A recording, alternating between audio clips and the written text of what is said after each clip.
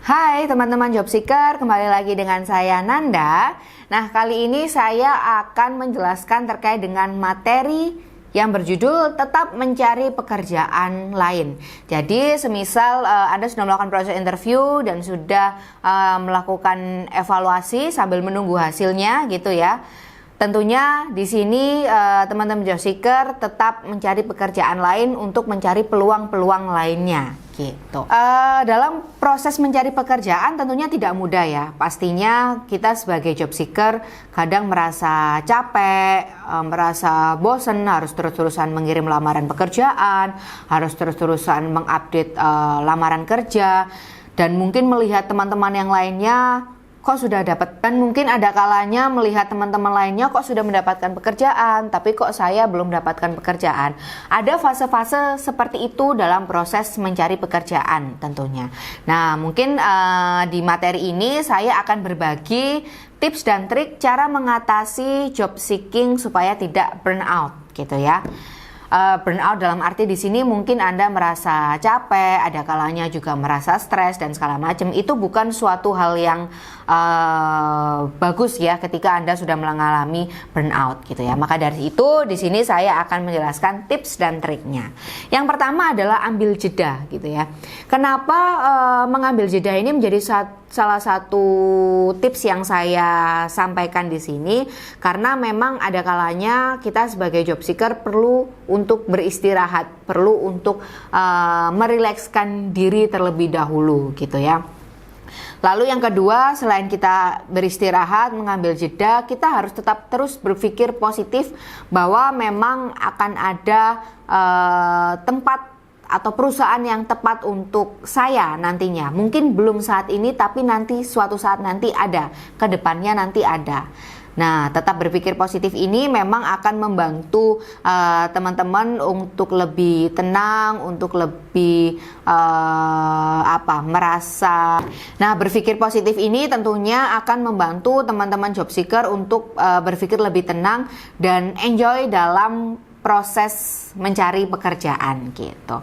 Lalu tips yang lainnya adalah rayakan kemenangan kecil. Nah, kenapa rayakan kemenangan kecil ini menjadi salah satu hal yang baik untuk dilakukan untuk menghindari burnout gitu ya. Misal seperti ini, ketika Anda sudah lulus katakanlah di tahap user gitu ya, tinggal menunggu hasil dari user, kira-kira oke atau enggak nih, cocok atau enggak nih dengan Anda. Nah, Anda perlu merayakan ini gitu ya. Dalam tanda arti Anda perlu memberikan istilahnya penghargaan terhadap diri sendiri bahwa oh ya, saya ternyata sudah hebat loh, sudah di tahap ini dan saya perlu membanggakan diri saya.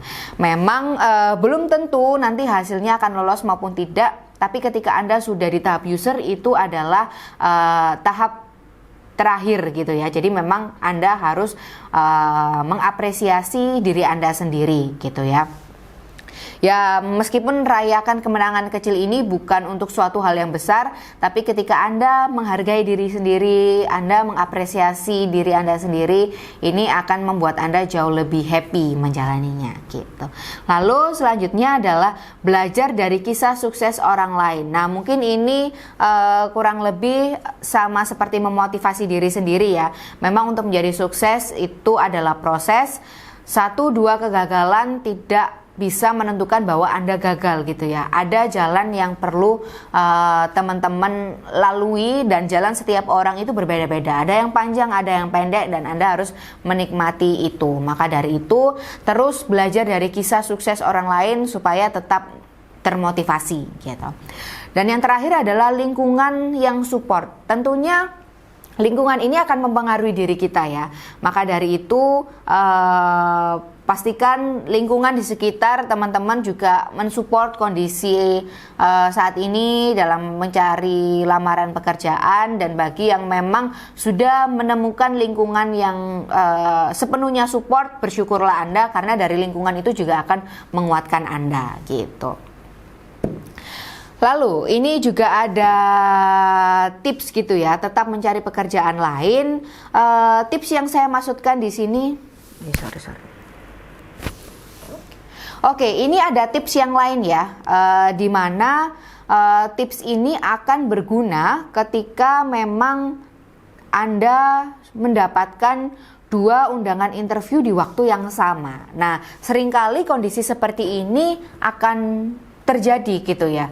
Lalu apakah Anda akan menolak salah satu? Tentunya juga akan disayangkan gitu ya. Artinya ketika Anda menolak salah satu, Anda akan membuang kesempatan yang lainnya. Padahal kesempatan diterima dan tidaknya juga sama-sama 50-50, 50-50. Lalu apa yang bisa teman-teman lakukan? Nah, di sini pastikan teman-teman melakukan negosiasi untuk reschedule jika undangan interview bertabrakan. Seperti itu. Jika semisal perusahaan A memberikan kabar terkait dengan tahap selanjutnya di pagi hari, lalu ternyata perusahaan B memberikan kabar di siang hari. Nah, di sini teman-teman bisa mereschedule salah satu, entah itu di perusahaan A maupun perusahaan B. Jika memang keputusan teman-teman, karena perusahaan B yang baru memberikan undangan interview, maka saya akan melakukan reschedule dengan perusahaan B. Seperti itu. Jadi negosiasilah dengan tim perusahaan supaya teman-teman di sini tetap mendapatkan peluang yang sama. Karena kalau mengurangi salah satu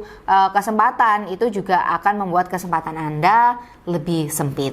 Seperti itu. Oke, di sini tetap semangat ya dalam mencari pekerjaan. Jadilah kandidat yang penuh semangat dan antusias namun tetap rendah hati. Oke, di sini ada quote terakhir juga. Sukses adalah pencapaian, sedangkan berjuang adalah kewajiban. Jadi sekali lagi memang setiap orang punya proses yang berbeda-beda ya.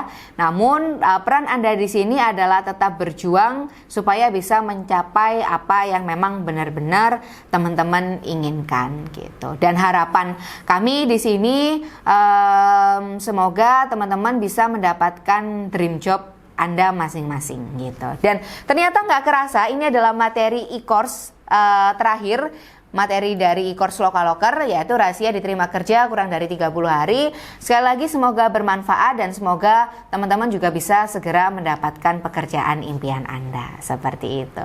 Baik, kalau begitu saya akhiri. Terima kasih banyak. Sampai jumpa di materi e-course lainnya.